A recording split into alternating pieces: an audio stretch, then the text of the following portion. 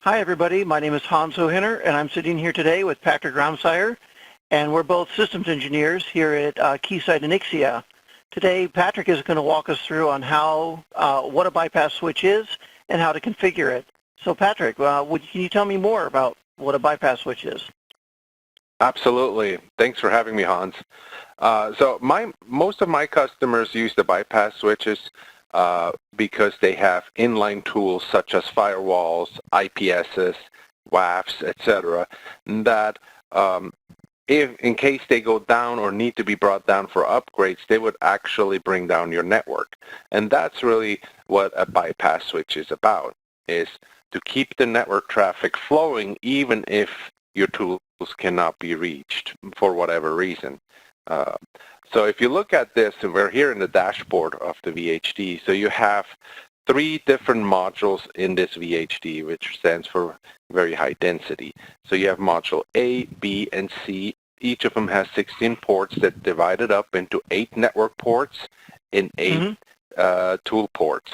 And really what you're doing is you hook your network into the network ports, so an in and an out, and then your tool ports into the tool ports, which means you either send traffic to a packet broker or directly to a firewall IPS. So in case you need to bring it down, the network ports still can communicate with each other.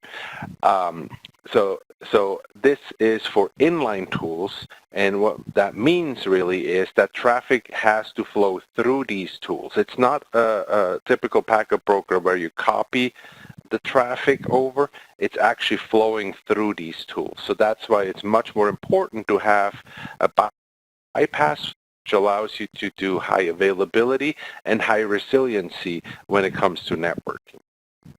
And so this is for customers that would be using inline tools where that tool would be trying to modify or maybe even block the data, possibly, rather than, like you say, an out-of-band tool that is just passively watching the data. Yeah, think IPS versus IDS, right? Where you have IPS, you want to take an action, where IDS, you get a copy and somebody then gets a report saying, hey, we saw the following things, or you probably should go back and change the firewall policy or something like that in order to protect yourself from future issues. Wonderful. So you said I could get this configured in less than a minute.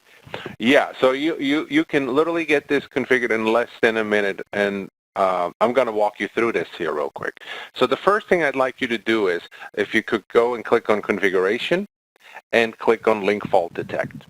Okay, so I'll click on that. Yep. And once that comes up, all you do is you click on all the A ports in this case, or you can click on all of them and enable that. So I'm working on ports A1 and A2. That's what I got cabled up, so I'll enable Correct. That one. Perfect. And this is link fault detection, so it instructs or tells the neighboring devices, like my switches or routers, that the link went down so that they know to also pull the port down on their side and allow the network to reconverge. Correct. That's really what this is about. It's about telling the network that they need to send the traffic somewhere else. And this is like in any sort of a fault condition, so this is kind of a precursor for the actual config. Okay. Correct. So we can now go down to presets. Okay, also so on the presets. configuration, click on A. Okay. In this case, we're going to do a bypass standalone because we only have ports A and A1 and A2. You click on that. Okay. And now you can save that. Okay, we'll save those.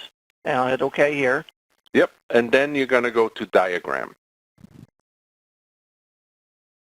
And wow, look at that, everybody. Just for your benefit, I mean, none of this configuration was populated before I did this. This was a virgin config. Correct. The only thing that was pre-done is the network connectivity on the ports was cable. Yes, and we did that before. Yes. So if you look at the first bypass switch 1, you can see that the traffic is actually flowing. On the subsequent bypass switches, you can see that the bypass is on and that the heart on the right-hand side is broken.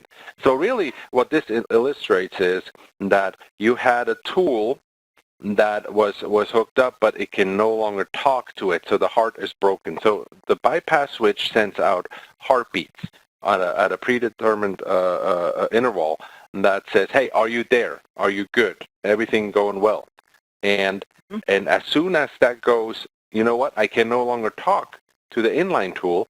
That heartbeat gets broken, and the bypass switch actually turns on.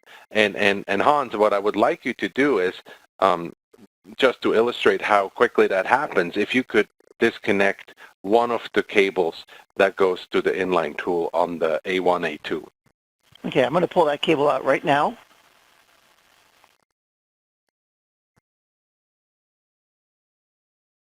And there it went down. So I was just watching the timer. That happened in less than 5 seconds. Correct. It's very, very quick. It happens incredibly quick. And as soon as you plug that cable back in, it will come up in a very short period of time again. So I'm going to plug that cable in now. Yep. There, it gets seated.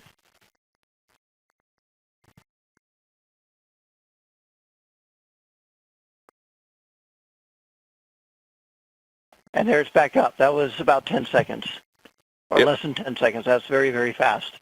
Yep.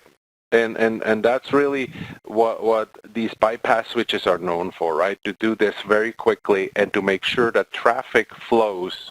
And what the bypass really means is, instead of sending it from A1 to A9 to the inline tool, it's just going to send it straight directly to A2 out the other side of the network. So again, bypassing this entire tool chain, if you will. Wonderful. Well, thank you, Patrick. That's fantastic. Awesome. Thank you so much. Thank you.